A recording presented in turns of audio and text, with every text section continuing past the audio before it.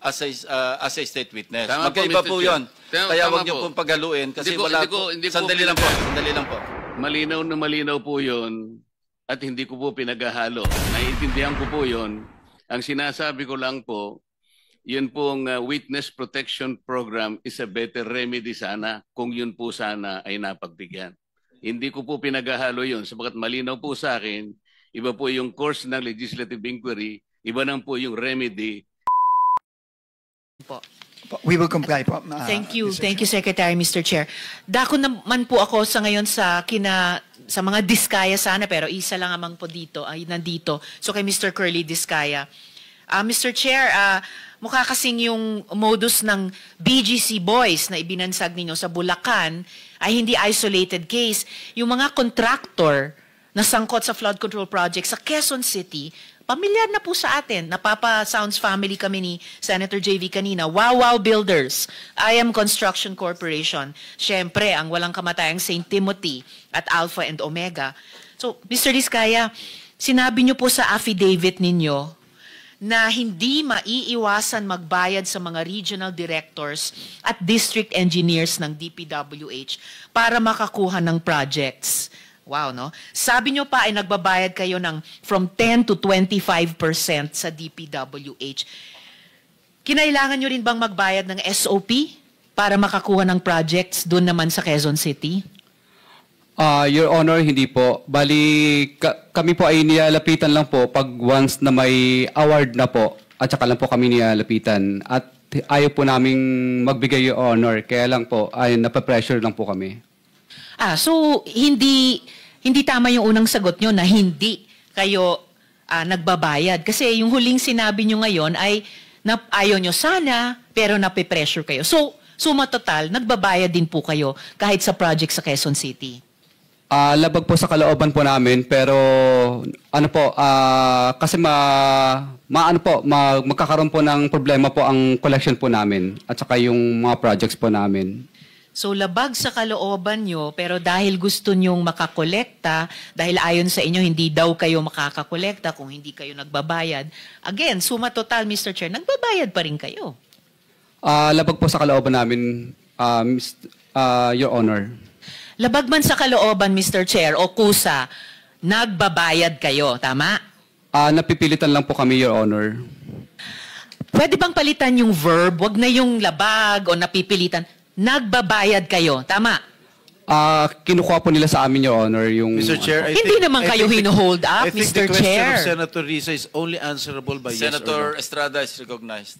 Yes, Mr. Kindly Chair. address the chair if you want to Yes, interject. Mr. Chair, I apologize. The question of Senator Hontiveros is only answerable by yes or no. Yes, Your Honor. All right. You answer, Senator Risa. Thank you, Mr. Chair. So yes, nagbabayad kayo.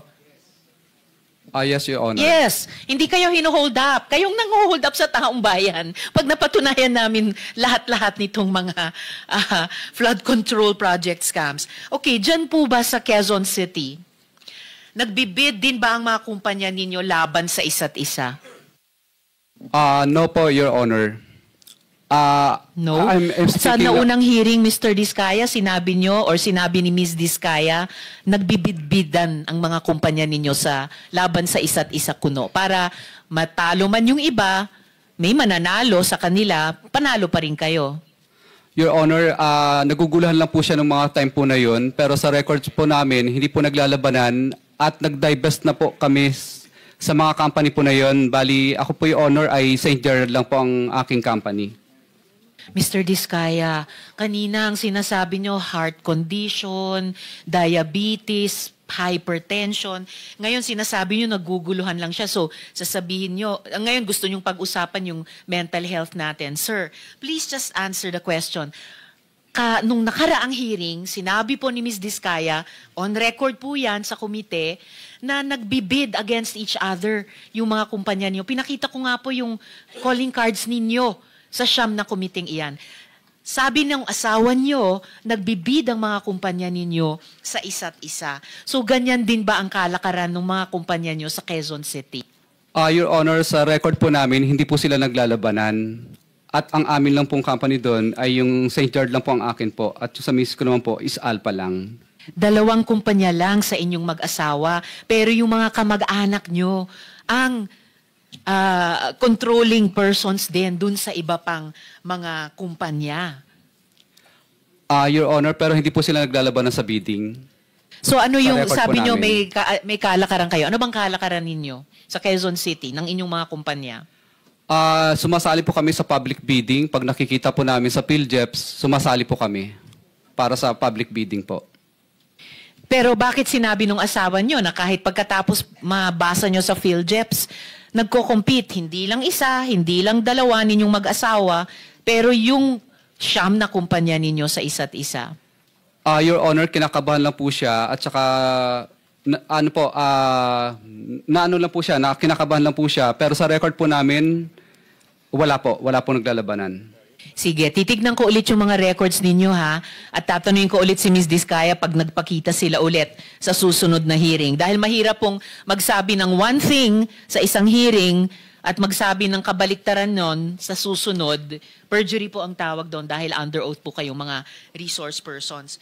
Ngayon, may mga nakausap o nilapitan din ba kayong regional directors at regional director at district engineers dito naman sa NCR? Your Honor, wala po. Bali, sumasali po kami sa public bidding. Pag nakakita lang po kami ng mga public bidding na nakapost sa PhilJeps na invitation, tsaka lang po kami pumupunta at sumasali sa bidding. At nagbayad din ba kayo ng 10 to 25% para makakuha ng proyekto? Yan po ang pinipilit po nila kapag kami po ay na-awardan na po ng project at saka po sila nagdadatingan. At pag nagdadatingan sila at pinipilit kayo, nagpapapilit naman kayo, nagbabayad kayo? Your Honor, wala po kami magawa kasi syempre po natatakot kami dahil nagkaroon na po kami ng mga karanasan na nami-mutual terminate po at nami-mutual terminate at saka nagkakaroon po ng right of way problem ang mga project po namin. Pero nagbabayad kayo, 10 to 25% sa Quezon City. Your Honor, yes po, Your Honor.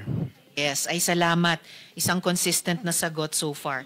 Ngayon, sir, doon sa inyong affidavit, Mr. Diskaya, doon po sa inyong affidavit, paano kayo nagbabayad sa mga opisyal, gaya ng sinabi nyo? Cash ba yan lagi? Cash po lagi. Okay, cash lagi. So, nag-withdraw kayo ng malaking cash sa bangko? Yes po, Your Honor. Yes. Magkano pinag-uusapan natin? Anong range ng bigayan? Your Honor, I invoke my right po, Your Honor, kasi wala pa po akong protection po. Sir, ang protection nyo ay magsabi kayo ng totoo, under oath. Kanina, inamin nyo na nagbabayad kayo ng 10 to 25% sa Quezon City. So, given yung range ng halaga ng mga proyekto nyo sa Quezon City, magkano ang range ng bigayan kapag kayo nagbabayad niyang 10 to 25%? Senator, with the permission of Senator Yes, Tiveros, Mr. Chair. the Senate President is recognized. Mr. Diskaya, bigyan ko kayo ng advice, ha? This is not because I am a lawyer. It's because I have been here for ages, since 1992. Ay, ako ang pinakamatandang senador dito eh. Sa term, hindi sa edad. Mas may edad sa akin yung katabi ko. Meron kayong legislative immunity, huwag kayong matakot. Pag sa hearing kayo nagsasalita, pwede nyo invoke legislative immunity, magsalita kayo. Huwag nyo sabihin yung against self-incrimination. Hindi. There is such thing inherent sa mga committees, yung legislative immunity yung tinatawag. Kung meron kayong gusto ipagtapat ninyo. Hindi pwedeng gamitin sa inyo pag sa hearing nyo sinabi. Na makakatulong kayo sa amin at matutulungan din namin kayo. Yun ang gawin ninyo. Tatanong sa abogado nyo, alam ng abogado nyo yan eh. Baka lang, ayaw nyo lang talagang sabihin yung dapat eh. Di ba? Huwag kayong matakot. At meron po kaming maibibigay sa inyong legislative immunity tinatawag. Your Honor, Salamat, okay lang po Mr. ba? Chair. Itatanong ko lang po muna sa legal counsel ko po. Mr. Mr. Chairman, no? I distinctly recall na nung araw nga na-question yung issue na yan because baka gamitin sa korte yung mga sinasabi ninyo rito. But it has always been implied, lalo na pagka hiniling nung resource person or nung witness.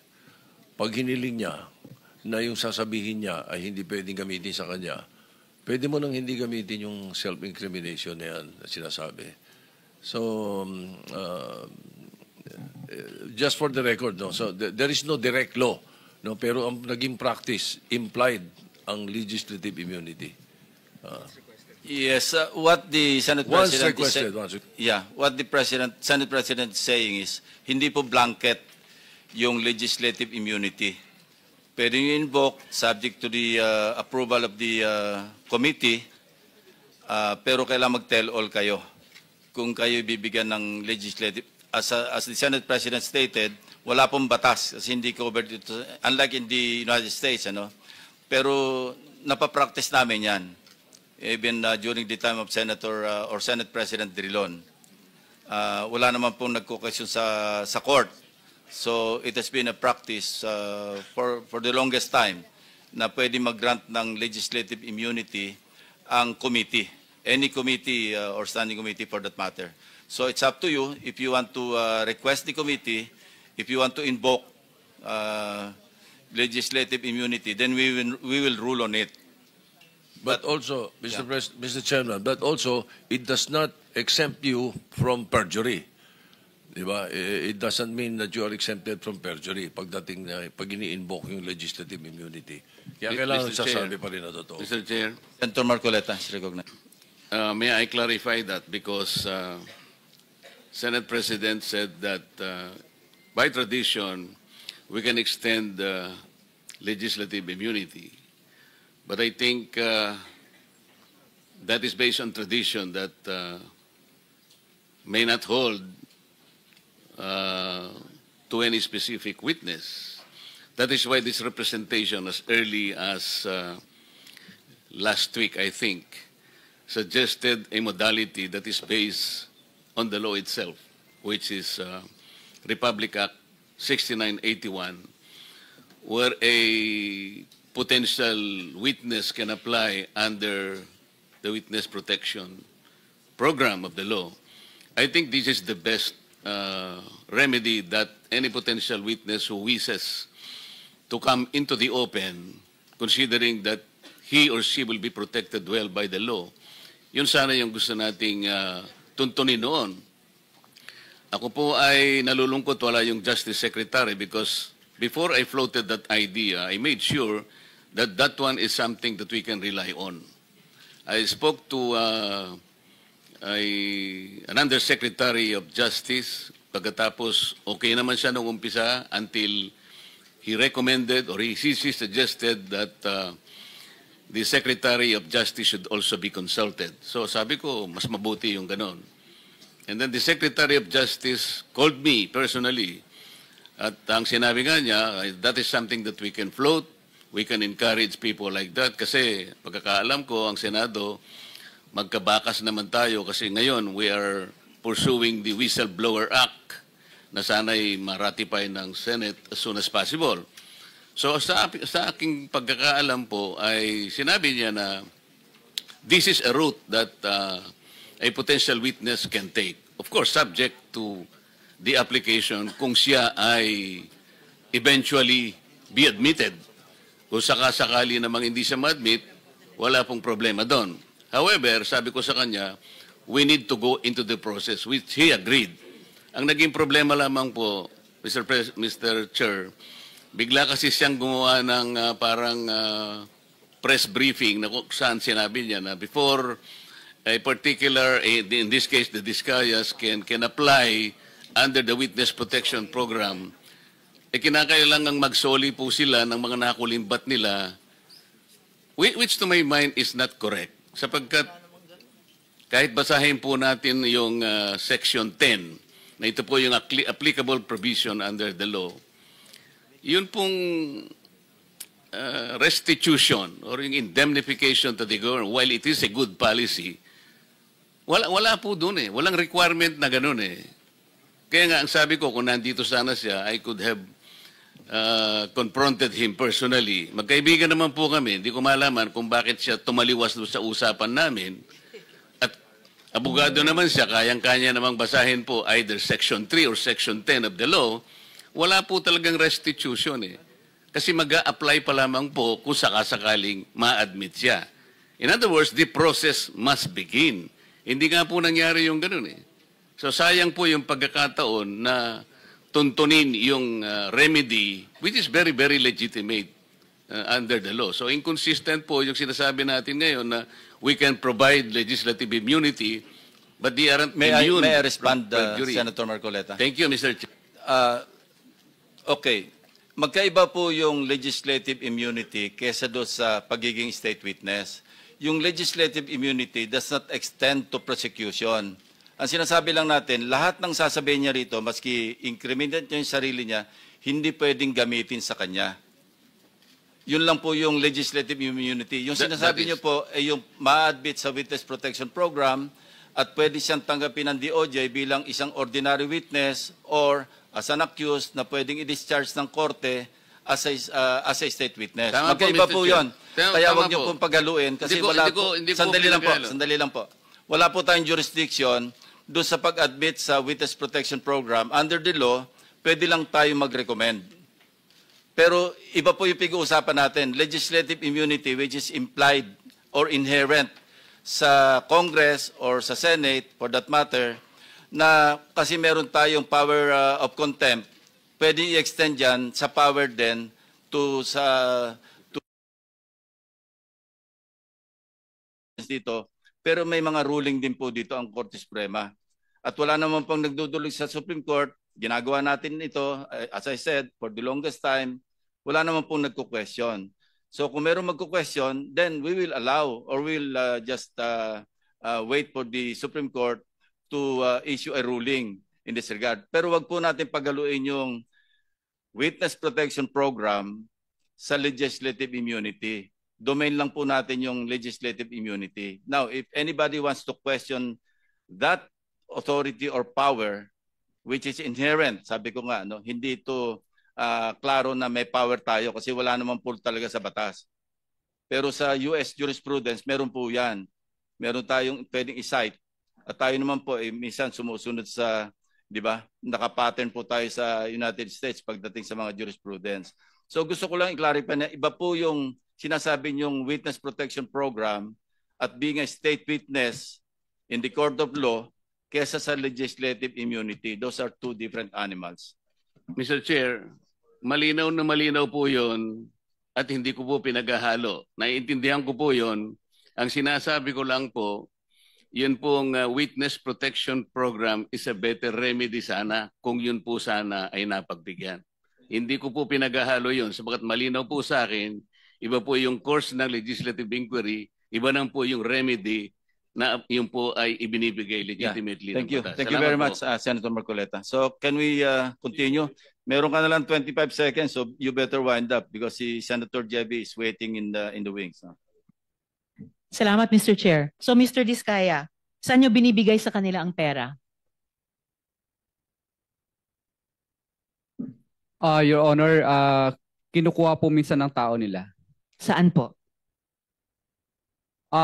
Your Honor, sa ano po, minsan nagkikita po kami sa, pinapupunta po kami sa ano, sa Shangri-La or minsan po sila po pumupunta sa office. Ang sosyal, Senator Risa, Yes, sino Mr. yung- Chair. Sino yung nila? Ano po, Names, please, names. yung mga nabanggit ko lang po dito, yung Okay. tao po nung nandito po Thank you. sa affidavit ko. Thank you, Mr. Chair. At saan nyo nilalagay ang pera pag binibigay nyo sa kanila sa Shang or sa office nyo?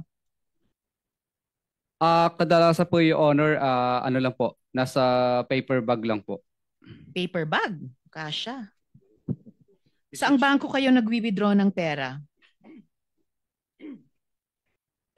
Your Honor, okay lang po ba i-consult ko lang po yung legal ko? Mr. Counsel. Chair. Mr. Chair, if I may, Mr. Chair, with the permission of Senator Risa. Yes, Mr. Chair. Yes, Senator Estrada. Taon nino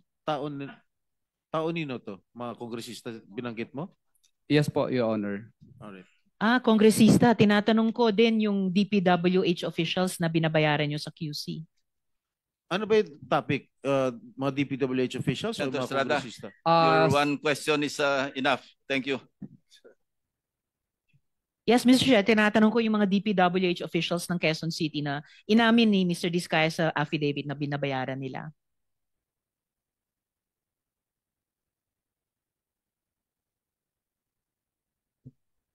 Your Honor, pinupupunta po nila kami sa sa office po nila para dalhin. DPWH office? Yes po, Your Honor. Wow. And so second paper na lang. bag. One, Oh, my last second, Mr. Okay. Chair. No, Sang ba your po time is kayo? up actually. All right, But sir. you My can last, proceed with your last my question. last question. And one last brief manifestation.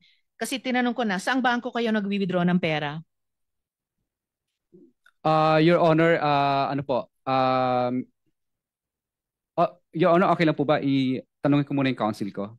Tinanong nyo na po kanina. In the meantime, you can Yes, my last pag-reserve na lang manifestation. yung manifestation sa second round. No? In fairness to the others who are waiting. Yes, Mr. Chair, it's for the AMLAC. Hopefully, hindi pa sila aalis before 12 noon. Yun lang po yung one paragraph manifestation ko po. Alright. Salamat, Granted. Mr. Chair. Manifestation lang po, Mr. Chair, or request po sa Chair na isubmit po ng AMLAC sa komite ang kanilang reports na natanggap on suspicious and covered transactions related to contractors and relevant DPWH officials. That's my request, Mr. Chair. And I think, Mr. Chair, Mr. Diskaya is ready to answer saang bangko sila nag-withdraw. Yes, you may respond. Your Honor, I invoke po Bank sa Carcillo.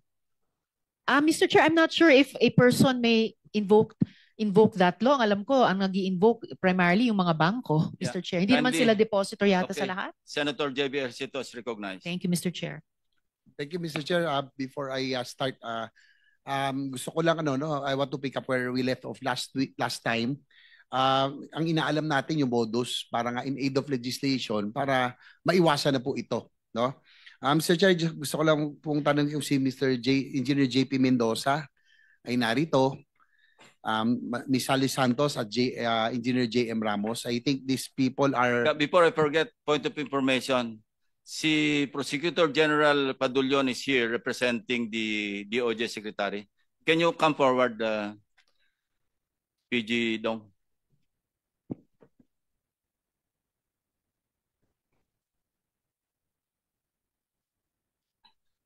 Siguro marami natin sa Secretariat kung nandito po sila JP Mendoza, JM Ramos at Sally Santos. Yeah. JP Mendoza, are you present? Your Honor, yung abogado po ni Engineer JP Mendoza ang nandito pa lang po. Hindi naman abogado, sinupina namin At saka you cannot answer for him. Go ahead, Senator JB. Yun po, Mr. Chair, kung si JP Mendoza. Si Ms. Sally Santos po, andito po. Ms. Sally Santos, nung nakaraang hearing, nabanggit nyo po na ang kalakaran sa First Engineering District ay humihiram sila ng lisensya at kayo po ang isa sa nahiraman at si Wawaw. Sino po ang ibang mga kontraktor na nahiraman nyo ng lisensya? Mr. Chair, Your Honor, pwede po ba bago po ako magsalita? Pwede po bang humingi po ako ng protection? Say again, Ms. Santos. Bago po magsalita, pwede po ba ako makahingi po ng protection? In your requesting for legislative immunity or protection, you want to Yes remain po. here Para under the protective custody of the Senate, of the committee. Is that what you're asking, ho? basta po protection po kasi natatakot. Anong klaseng protection? Physical? Legal? Anong klase po? Ay, Your Honor, pwede po ba magpaalam po muna ako sa abogado? Go ahead, go ahead. Saglit lang po. Yes, ma'am. You discuss yung threats of protection. Senate protection po, Your Honor. Mr. Chair, Senate protection meaning physical protection. Opo, So, Your Honor. Gusto niyo pong sa mailalim ng protective custody ng Senado. Opo, Your Honor. Bago namin po i-grant yun, ipapaliwanag ko po sa inyo, kailangan po lahat ng isasalaysay ninyo, pawang katotohanan lamang. I understand you, nagsabit na po kayo ng affidavit, di ba? Yes, Your Honor. At pinarnis na natin sa mga members ng committee. Yes, Your Honor. I-distribute para meron kayong guide mamaya paano siya tanungin. So nagkakaintindihan po tayo na mawawala yung inyong proteksyon kapag kayo nagsinungaling. Ano? Yes, Your Honor. Sige po. Any objection? Mr. Chair, Let's rule muna. No objection. So ruled na you're granted your physical protection. Yun lang po ang kailangan ninyo. Yes, Your Honor. Sige po. Senator JB. Sige po, Ma'am Sally, pakisalaysay na lang po yung ituloy natin ang inyong yung modus, yung pagkakaalam nyo dahil notorious itong first, Mr. Chair, yung first engineering district sa Bulacan. Ang kausap nyo, ang sabi nyo noon, pag sa aking pagkakaalala, si Engineer Bryce Hernandez at si Engineer JP Mendoza. Tama ho ba? Yes, Your Honor. Si Engineer Alcantara, hindi nyo po nakausap? Hindi po. So, ilan po, balikan natin, sino pa ho ang mga contractors na mga lisensya ang inyo pong nahiraman? Bukod po kay Wawaw, si Darcy and Ana po. Sino po? Si Darcy and Ana. Darcy and Ana. Naku, opo, nabanggit din sa tala. Sino pa ho?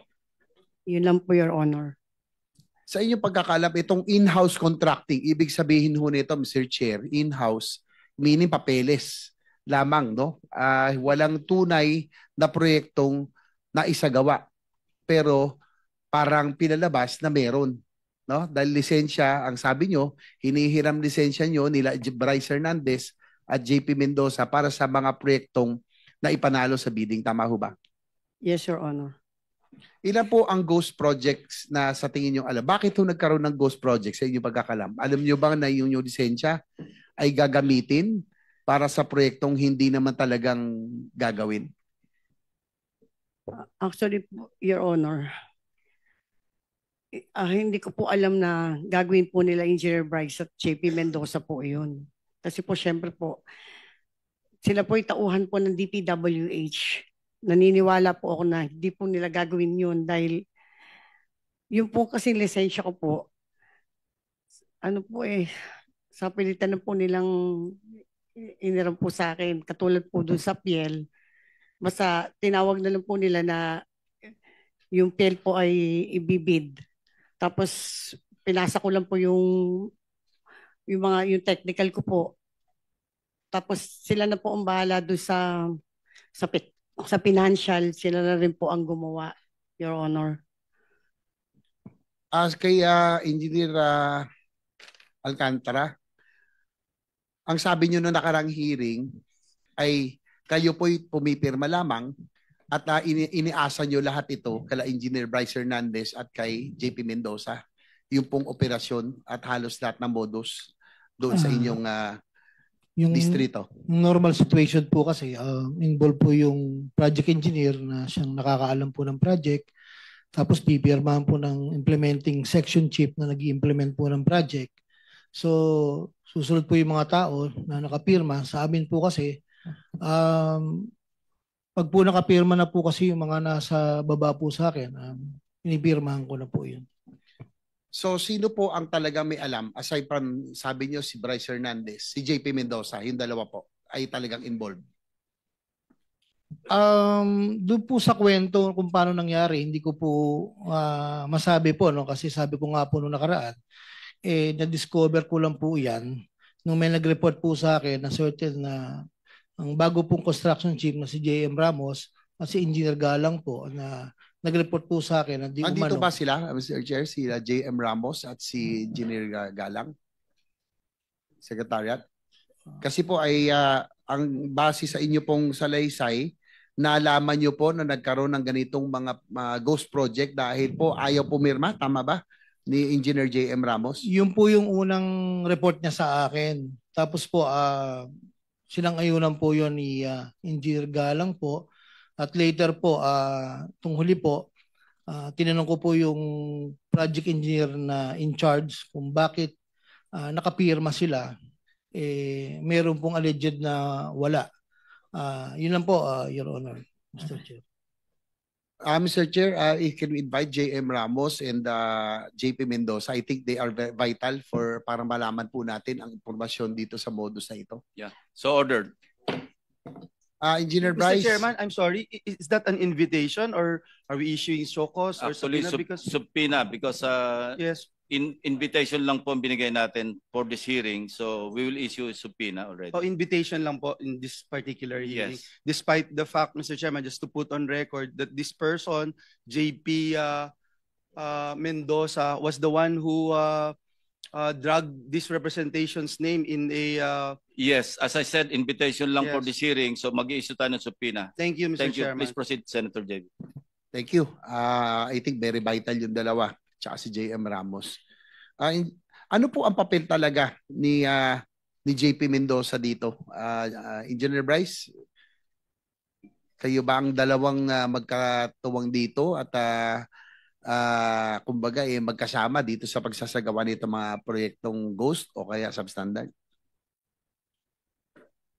Your Honor, pwede rin po ba ako humingi ng legislative immunity? As a chairman, Yeah, I leave it to the members. Shall we? Anyway, there are conditions. At maliwanag yung condition. Basta kung sasabihin mo yung lahat ng katotohanan, Lahat, wala gaya kang na tatago. sabi ni Senator ng ating chair, basta po ay nalaman, natuklasan na kayo ay nagsinungaling, babawiin po yung legislative immunity na ibibigay siya at protection. Mr. Chair, pwede ko bang tanungin muna si Bryce, bakit sa House hindi ka humingi ng legislative immunity? Bakit dito humihingi ka? Your Honor, ngayon ko lang din po nalaman na meron po palang ganun na pwedeng gamitin. Pasensya na po kayo. Okay, that's clear. Senator JB. Engineer Bryce, sige, tuloy nyo. Ano po ang naging papel ni JP Mendoza dito? Siya ba ang arkitekto? Isa sa mga arkitekto na modus? Your Honor, actually, involved nga po si Engineer JP Mendoza, ako, at saka po si Boss Henry, at saka isa pa po naming project engineer. Sino yung isa pang engineer? Si Engineer Paul Duya po. Mr. Chair, baka if we can also subpoena that Engineer Paul Duya. So ordered. Your Honor. Nandito siya. Please proceed. Your Honor, approve po ba yung legislative immunity? Nag-roll na. Apo, maraming salamat po. So, basta siguraduhin mo lang, totoo lahat ang sasabihin mo. Kasi may tatanungin din ako sa iyo. Opo. Sige, ito man na siguro yung modus mo para malaman ng committee. Because in aid of legislation, yan ang gusto natin malaman. Ituloy mo na lang. Ikwento mo na lahat-lahat. Yan nga po, yung project na yan, meron po kaming sharing na pag kumita po, si Boss Henry po merong 40%, ako po may 20%. Si Engineer JP meron po 20% at si Engineer Paul Duya meron din po 20%. 100, lampas na yan Ano yon sa portion nyo lang? Yung sharing po kung magkano po lahat, yun po parang meron pong certain percentage kung magkano po yun naging kita. Yun po yung hatian. Pasensya na po, hindi ko lang po naliwanag ng maayos. Pero, tanong ko, Engineer Bryce, bakit nyo naisip yung ghost? Kasi alam mo, minsan, matatanggap pa natin kung may konting pakinabang, pero gagawin nyo yung proyekto eh. Ito, wala talaga. Paano nyo naisip? Bakit ba? Ano rason? Tumaas ba tara? O tumaas ang cost? Bakit hindi nyo ginawa yung mga proyekto? Isa na rin pong kasagutan yung tumaas po ang tara. Ano po yung tarang nyo? Kanino napupunta? Sa proponent daw po, sabi ni Boss. Honest, wala po akong direktang pakikipag-usap sa proponent. Engineer Alcantara, DE. Sabi mo, Boss Angeles, yung dating DE yan, di ba? Raul Angeles? Hindi po, wala po akong binanggit na Angeles po. Sorry. Engineer Alcantara, sino po yung proponent na sinasabi ni Bryce? Hindi ko po alam sa kanya, Your Honor. Every time po na may tatanong sa kanya, puro po ang turo sa akin. Maliwanag ba naman po rito na sinasabi ng mga contractor na sila po ang kausap dyan, Your Honor. Hindi, pero under oath po kayo, Engineer Yes, sir. Alcantara, para mabawasan na nyo. Turuan nyo na kami, malaman na, tulungan nyo na kami malaman ng katotohanan. Total, andyan na kayo sa ganitong posisyon, sitwasyon. Sino po buwang mas mataas na opisyal ang nakakaalam nito o may kinalaman nito? Whether insertion o pinayagan yung inyong modus, meron bang mas mataas opisyal ng DPWH? Meron bang legislator na yan ang sinususpetsahan? Dahil, sige po. Your Honor, pagdating po sa funding, gaya po ng sinabi ko dati, kami po ay nagsasubmit ng wishlist sa regional office po. Wishlist po na nanggagaling sa amin. At after po niyan, sinasabit po nila sa central office. Regarding po dun sa mga insertions po ng sinasabi niyo po, wala po kaming alam po doon Your Honor Kasi po, gaya nga po nila Yusek Kati at sila Secretary, tinatanong niyo po sila dati kung sino po kasi hindi po Yung wala po sa proponent, level. hindi nyo alam kung sino? Sa level nyo? Yung pong regular po na dumadating po sa district na under po sa NEP, sa NEP lang po ang pinag-uusapan po natin. Sinong Yusek ang sinasabi nyo may alam nito? Yung mas mataas sa inyo? Di po, ang sinasabi ko po, tinatanong nyo po dati sila Yusek Cabral because they are the planning. So kami po, hindi po namin alam po sa level po namin yung sa mga ganyan pong funding, Your Honor. Dahil nung huling pag-appear dito ni Congressman Toby Tiangco, may mga dal siyang dokumento. At doon sa kanya pinakita, Mr. Chair, marami po ang insertions at bigla bumukol, lumaki ang sa Mindoro at sa Bulacan. So, yun po ay na-documented, dala ni Congressman Tiangco. Hindi nyo pa i-confirm, Engineer Alcantara, na may alam kayo doon? Hindi ko po alam, Your Honor, talaga po. Pagdating po sa funding, Your Honor. Sino ba talaga ang mastermind sa inyong dalawa? Sabi ni Bryce Hernandez, kayo po, engineer. Your Honor, yung pong ghost project yan, talaga pong wala po akong alam sa ghost project na yan, Your Honor. Mr. Chair, with the indulgence of Senator JBR. Senator Erwin Tulfas recognized. Mr. Chair, can we ask this person to show cause, order a show cause order for him today bago natin i-cite for contempt? Last week pa ito, dalawang hearing na itong nagsisinungaling. Sa mga taong sa baba, lahat may kasalanan, ikaw wala. District engineer ka, hindi mo alam na may ghost project. Wala ka ring alam, lumobo yung budget mo. Hindi ba dumadaan sa lamesa mo yan na lumaki yung pondo mo? Mr. Chair, I think this person is lying, so we have to ask him to show cause why he should not be cited for contempt today. Please respond, Mr. Alcantara. Your Honor, kami naman po pag lumalabas po sa GAA, ini-implement lang po namin yung project, Your Honor. At hindi po namin alam kung saan po ng yan, Your Honor. Actually po, yung sinasabi ko po sa Ghost Project, talaga pong wala akong alam dyan. At magpapatunay naman po itong project engineer na nandito po sa tabi ko kung paano po nangyari yan. Yung pong sinasabi ng project engineer na Paul Duya, ay kasama po nila yan, Your Honor. Mr. Chair, unacceptable, and therefore I will move, Mr. Chair, that we cite this person in contempt for lying before this committee, Mr. Chair. There is a motion to cite in contempt of the committee, Engineer Henry Alcantara. Any objection? Hearing none, you are cited for contempt. Thank you. I'll wind up for this round, Mr. Chair. Engineer Alcantara, kayo yung inyo pong distrito ay multi-awarded dahil sa high utilization in disbursement. Tama ho ba? Yes, Your Honor. Mr. Chair, mag-wind up na po ako.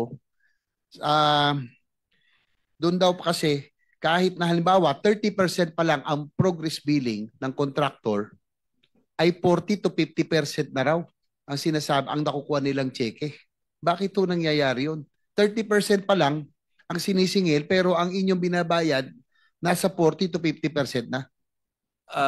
Yeah, that's your last question because your time is up.